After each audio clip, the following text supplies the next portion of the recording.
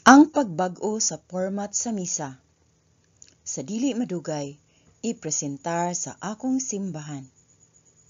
Imong Jesus, Hunyo 29, 2013. Mensahe 0829.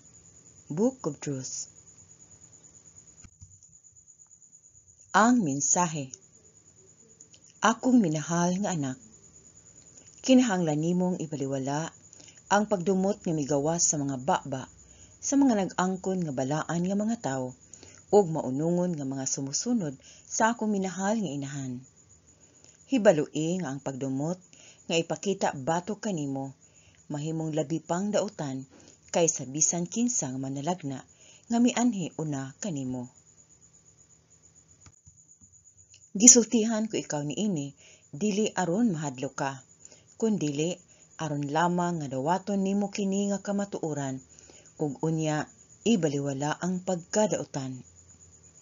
Sa matag higayon nga ang presensya sa Dios ipahibalo ngadto sa mga tawo, kini kanunay nga makakuha og mapintas nga reaksyon gikan sa mananap nga mobuhat pinaagi sa uban aron sa paglimod sa pulong sa Dios. Anak ko, ang pagbag-o sa porma sa misa sa dili madugay ipahibalo sa akong simbahan. Makalibog kaayo ug alang sa kadaghanan, mapakya sila sa pagtan-aw sa mga bakak nga ipresentar sulod sa bag-ong mga pag-ampo. Ang akong presensya ipang himaraot sa labing maliputon nga mga paagi. Apan kadtong nagsunod sa bag-ong format, diin ang akong tinuod nga presensya ihikaw, dili makahimo sa sakripisyo ngadto sa Dios sa paagi nga kini gikinahanglan. Anak ko, kining usa ka pagpadayag mo resulta sa pagtamay kanimo, apan kinahanglan nimong masayran nga kini gitagna na. Ang akong mga sumusunod pagasultihan nga ang balaang komunyon mahitungod sa tanan nga mga tawo bisan asa nagkahiusa isip usa aron ipakita ang gugma sa usag-usa.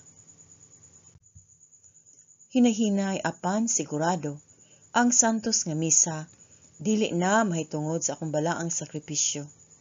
Hinunoa ang seremonya pagahimuon aron sa paghatag og pagtahod sa tawo ug ikaw may salaag sa pagsaksi sa usa ka komprontasyon atubangan sa akong balaang mga altar ug sa tanang mga tabernakulo sa kalibutan. Ang adlaw nga ang inadlaw nga sakripisyo mahunong dili nalayo. Ibaloi nga mianhi ako aron sa pagpasidaan kaninyo niini karon aron dili kamo magkutman. Kung hikawan ka sa akong presensya, mawad-an ka sa akong espiritu ug maglisod ka sa pagpabilin nga duol kanako.